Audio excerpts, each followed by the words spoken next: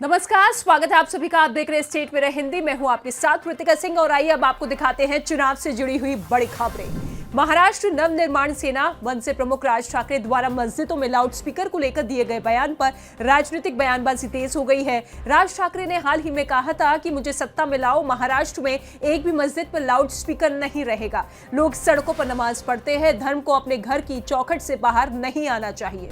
राज ठाकरे के बयान पर समाजवादी पार्टी के विधायक अबू आजमी ने कड़ी प्रतिक्रिया देते हुए कहा कि राज ठाकरे सस्ती शोहरत पाने के लिए ऐसी बातें करते हैं। लोग इतने भोले नहीं हैं कि उनकी बातों में आ जाए। इन नफरत के पुजारियों की राजनीति खत्म हो जानी चाहिए।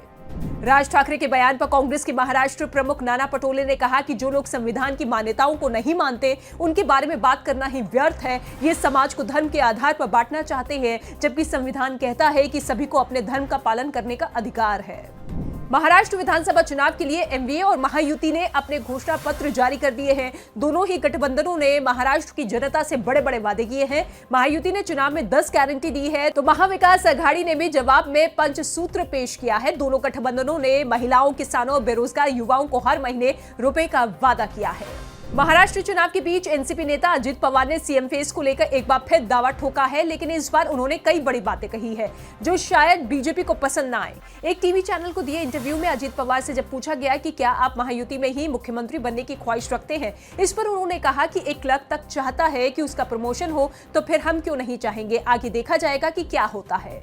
झारखंड विधानसभा चुनाव होने में कुछ ही दिन बाकी है। उससे पहले निर्दलीय सांसद राजेश रंजन उर्फ पप्पू यादव ने कहा कि कांग्रेस नेता राहुल गांधी की विचारधारा और झारखंड के मुख्यमंत्री हेमंत सोरेन के विकास मॉडल के आधार पर राज्य में एक बार फिर झारखंड मुक्ति मोर्चा गठबंधन की सरकार बनेगी। बिहार की पूर्णिया सीट से सांसद पप्पू यादव ने आरोप लगाया कि बीजेपी झारखंड में आदिवासियों और दलितों की नहीं बल्कि पूंजीपतियों की सरकार बनाना चाहती है।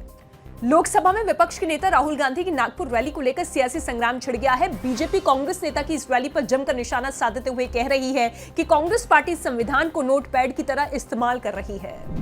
झारखंड विधानसभा चुनाव को लेकर कांग्रेस नेता राहुल गांधी 8 नवंबर को झारखंड दौरे पर आएंगे। 8 नवंबर को राहुल गांधी सिमडेगा और लोहरदगा में चुनावी सभा को संबोधित करेंगे। 9 नवंबर को बाघमारा और जमशेदपुर में सभा को संबोधित करेंगे। आपको बता दें कि 13 और 20 नवंबर को झारखंड में 2 चरण में विधानसभा के चुनाव होने हैं। कल्पना सोरेन की लोकप्रियता लगातार लोगों के बीच बढ़ रही है। झारखंड विधानसभा चुनाव के प्रचार के दौरान उनकी सभाओं में भारी भीड़ देखने को मिल रही है।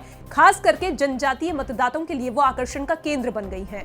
झारखंड विधानसभा चुनाव होने में कुछ ही दिन बाकी है। उससे पहले निर्दलीय सांसद राजेश रंजन उर्फ पप्पू यादव ने कहा कि कांग्रेस नेता राहुल गांधी की विचारधारा और झारखंड के मुख्यमंत्री हेमंत सोरेन के विकास मॉडल के आधार पर राज्य में एक बार फिर झारखंड मुक्ति मोर्चा गठबंधन की सरकार बनेगी।